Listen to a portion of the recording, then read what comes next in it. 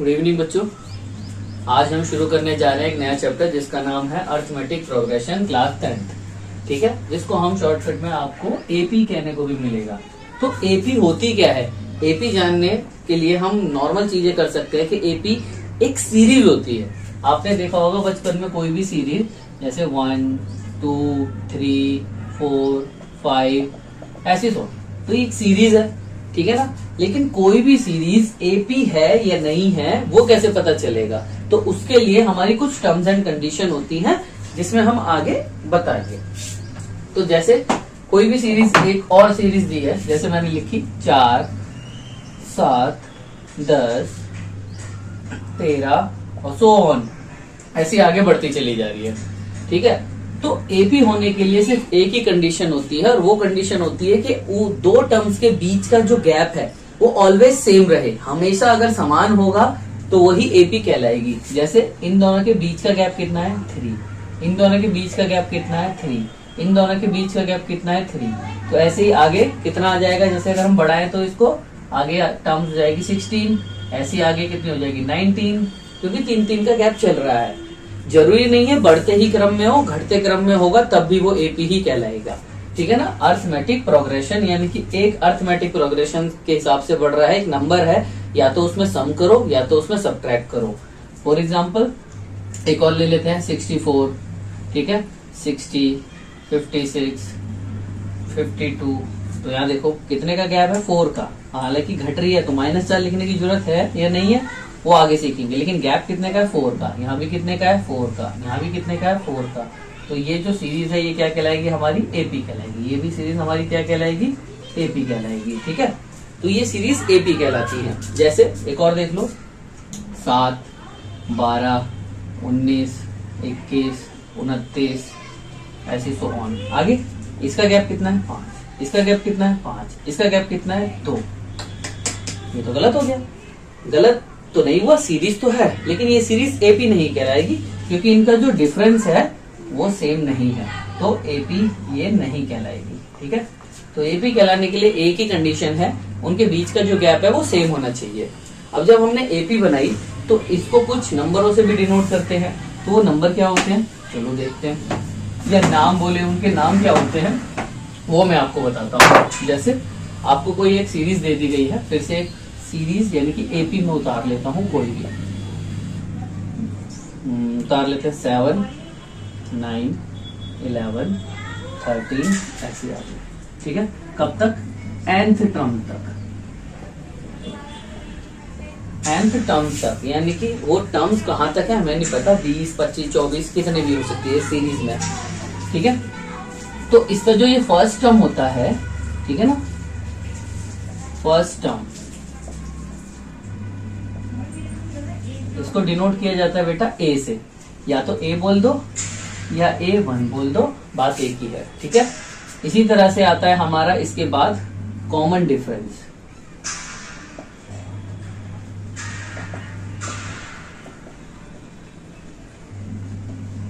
Common difference को denote किया जाता है D से, ठीक है। हिंदी में बोले तो इसको हम क्या बोलते हैं, इसको हम बोलते हैं प्रथम पद, और इसको हम बोलते हैं सार्व अंतर। ये बोला जाता है। फिर आता है nवा पद यानी कि nth टर्म, यानी कि total terms of an AP.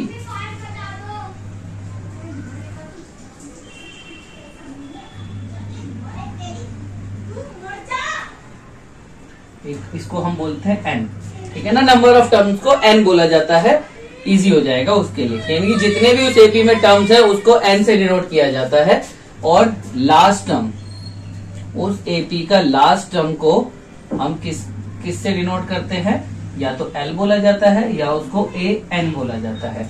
N ये एक साथ नहीं है, इस तरीके से नहीं लिखा ये, ठीक है।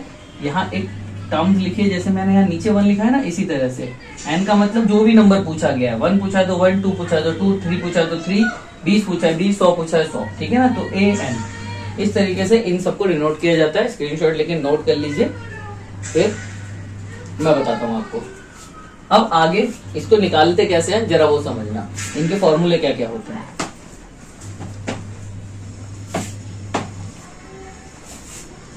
तो जैसा कि मैंने आपको बताया ही है, इस सीरीज को मान लेते हैं ये कहाँ तक चल रही है, 39th टर्म तक है, यानी कि ये first term, second term, third term, fourth term, ऐसी वो कहाँ तक है, 39th टर्म तक है।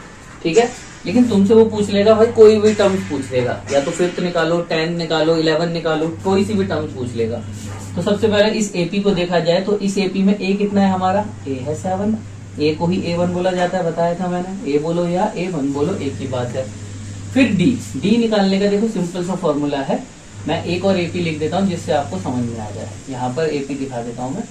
पहले टर्म को बोला जाता है A1, दूसरे को A2, तीसरे को A3, चौथे को A4, ऐसी चलता जाएगा और लास्ट में क्या आएगा AN, यानी कि लास्ट टर्म को क्या बोला जाता है, AN बोला जाता है। ठीक है, तो अब यहाँ पर डी कैसे निकालते हैं, डी हम निकालते हैं, देखो पिछले टर्म्स में से अगले टर्म को क्या कर दो माइनस, पिछले टर्म में से अगले टर्म को क्या कर दो माइनस, पिछले टर्म में से अगले टर्म को माइनस कर दो, आपका डी निकल जाएगा। अगर वो एपी है तो डी सेम ही आएगा, किसी से भी कुछ भी कर दो। तो या तो आप A2 में से A1 को घटा दो, या तो आप A3 में से A2 को घटा दो, या तो आप A4 में से A3 को घटा दो। तो आप देख रहे हो ना फॉर्मूला क्या बन जाएगा, इसका फॉर्मूला क्या है, बड़े एक n में से हम n-1 को घटा देंगे। देखो यहाँ अगर n की जगह 2 रखूंगा तो यहाँ 1 आएगा, 3 रखूंगा तो 3-1 2 आएगा। तो ये फॉर्मूला बन जाएगा डी का। ज्यादा फॉर्मूला रटने की जरूरत नहीं है, बस पिछले में से अगला वाला घटा दोगे तो आपका डी आ जाएगा। लेकिन अब तुमसे पूछा जाएगा क्या, अब तुमसे पूछेंगे वो भाई A2 निकालो, तो A2 का फॉर्मूला क्या हो जाएगा, A2 का फॉर्मूला बहुत ही सिंपल है, A2 का फॉर्मूला है A प्लस डी। देखो जितने भी हमें निकालना है, जितनी भी टर्म्स निकालनी है या कोई सी भी टर्म्स निकालनी है, उसमें एक कम डी ऐड कर दो। एक कम डी कैसे, अभी आपको समझ में आएगा। जैसे मैं बोलूं A निकालना है तो A1 निकालना है, तो A1 तो किसके बराबर हो गया, A के ही, ठीक है भाई। और A3 निकालना है तो A3 किसके बराबर हो जाएगा, A प्लस 2D, यानी कि 2 से मल्टीप्लाई कर दो। यहाँ किसी से मल्टीप्लाई नहीं है तो मतलब 1 से मल्टीप्लाई है। इसी तरह से क्या निकालना हो, A4, तो क्या कर दूंगा A प्लस 3D, एक कम D, ठीक है ना। ऐसी इस टर्म्स में वो देखो 4 तक तो दे रखा था, 5वीं टर्म नहीं पता थी, तो चलो देखो 5वीं टर्म आपको पता ही है कितनी आनी चाहिए, 15 आनी चाहिए, है ना, 2-2 का गैप है। तो निकाल के देखते हैं 15 आ रही है या नहीं। तो देखो A कितना है, पहले फॉर्मूला लिख देते हैं A प्लस 4D, ठीक है यहाँ तक। अब 4D लिख दिया तो A कितना है आपको दिख ही रहा है, A तो 7 है, प्लस 4 इंटू डी, डी आपको दिख रहा है कितना बेटा, गैप 2 का। नहीं तो मैं निकाल के भी दिखा देता हूँ आपको डी का फॉर्मूला, 9 - 7 = 2, ठीक है। कितना आ रहा है, 2 आ रहा है, तो यहाँ 2, तो कितना आ गया 7 + 8 = 15। देख लो यही आ रहा है। हालांकि पता चल रहा है, लेकिन जब बड़े बड़े नंबर आ जाएंगे या अटपटे से नंबर आएंगे तब तो फॉर्मूले से निकालना पड़ेगा, तो इस तरीके से हमारा निकल जाएगा, ठीक है। तो आपने देखा A2 ऐसे निकलता है, तो AN कैसे निकलेगा, AN का फॉर्मूला क्या हो जाएगा, फिर से देखो A, यहाँ जितना लिख रहा हूं उससे एक कम डी ले रहा हूं ना, तो यहाँ भी एक कम डी ले लूंगा, N में से एक घटा दो डी, तो फॉर्मूला क्या बन गया AN का, AN = A + n-1D, ठीक है। तो ये था हमारा नॉर्मल इंट्रोडक्शन क्लास, जिसमें मैंने आपको क्या बताया कि फर्स्ट टर्म को A कहा जाता है या A1, कॉमन डिफरेंस को D कहा जाता है, जो भी इनके बीच में गैप होगा, टोटल नंबर ऑफ टर्म्स को N कहा जाता है, जितने भी उस AP में टर्म्स हैं उनको N कहा जाएगा, और यह जितना भी निकालना है, ठीक है ना। आपको 5 निकालना है तो 5 हो जाएगा, N 6 निकालना है तो 6N हो जाएगा, यहाँ N है तो N को ही रख दिया, ठीक है। तो AN = A + n-1D, तो AN निकालने का देखो कितनी चीज गिवन है, 1 2 3 4, फॉर्मूले में 4 चीजें दी गई हैं, और कोई भी आपको 3 चीज देकर चौथी चीज पूछ लेगा। ये 3 दे देगा तो AN पूछेगा, ये 3 दे देगा तो D पूछेगा, ठीक है ना। ऐसी कुछ भी 3 दे देगा और आपसे चौथी चीज निकालने के लिए बोलेगा। तो यही हम आगे के एक्सरसाइज में सीखेंगे। तो अगले पार्ट में मैं आपको 5.1 एक्सरसाइज कराऊंगा, जिसमें आपको समझ में आएगा कि किस तरीके से किया जाता है। Thank you. और ऐसे ही ज्यादा वीडियो पाने के लिए चैनल को सब्सक्राइब करें और ज्यादा से ज्यादा शेयर करें, जिससे मैं और ज्यादा वीडियो बनाऊं और आप तक पहुंच पाए। Thank you.